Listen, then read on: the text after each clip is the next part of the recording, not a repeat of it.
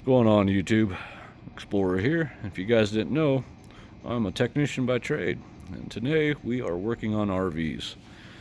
And I got this across my desk saying that the water heater will fill up and get hot, but no hot water coming out of the faucets. Now, typically when I would see something like that, I would have a pretty good idea of what's going on. So let me go see if I'm right. So we got the RV here in question. So typically when I see something like that, the water heater is filling with water and getting hot, but I'm not having any hot water come out of my faucets, my first guess is going to be your bypassing valves. Now, if you're not familiar, typically water heaters will have bypassing valves, which just means that you're going to have a valve on the hot side here on the top, a valve on the bottom side on the cold line going in, and then typically you would have a line that connects the two with a valve in the center. And typically for winterizing purposes, what you would do is you would close that top valve, close that bottom valve, and leave that middle valve open. That way the antifreeze can get through the cold side of the line and then into the hot side of the line and go through the rest of the system without having to go through that water heater first, as the alcohol in the antifreeze can damage the components of your water heater for the heating system on the electrical side. But this one does not have it. And what I would typically think would happen with this is he would winterized it and then forgot to unbypass those valves when he put water in it for the summer, and that's why he wasn't getting hot water. However, it does not look like that's going to be the component here. However, there is another component of failure here. If that is your problem, you have hot water in your hot water heater but not coming out of the faucets, and that would be your check valve here on the hot side coming out. Now, the purpose of that check valve is to allow the hot water to come out of the water heater, but not for the pressure to go back into it from that hot side. So if that was the case, we would have a very diminished flow through our hot side if we would have flow at all. Easy way to test that, simply prime up your system, turn on your pump and your water heater, which I have already done so I can do further testing. But I'm just going to go to a faucet and check the cold side. Got good flow. I can hear the water pump kicking on. So let's go ahead and try that hot side. And once again, I got good flow. I can hear that water pump kicking on. So I know that the check valve on the water heater is not going to be the issue. Unfortunately, since neither one of those are the issue, the more likely cause of failure for this one is going to be the valve system up front here.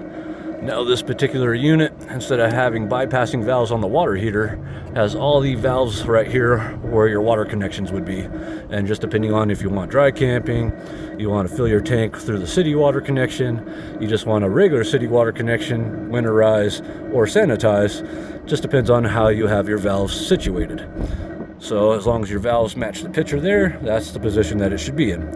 And right now he is matched up for dry camping. So technically the system is in correct operating order, so we'll just see what happens.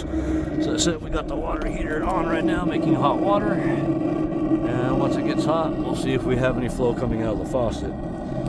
Now, if it's not just a customer error and there's actually an issue, it does look like the issue is going to be in one of these valves not properly closing or opening, allowing the water restriction.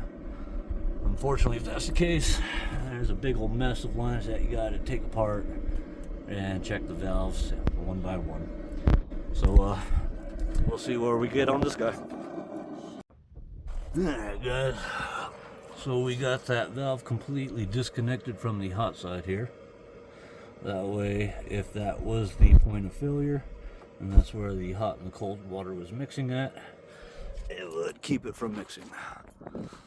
However, I've already done some testing, and well, this is a first for me in the many years I've been in this business here.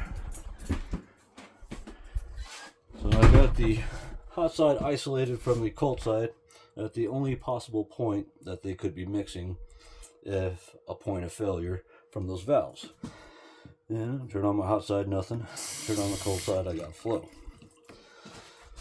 But come over to my shower, and if my shower's cold side is turned on, and then I turn on my hot side, I have flow. Turned off, turned on.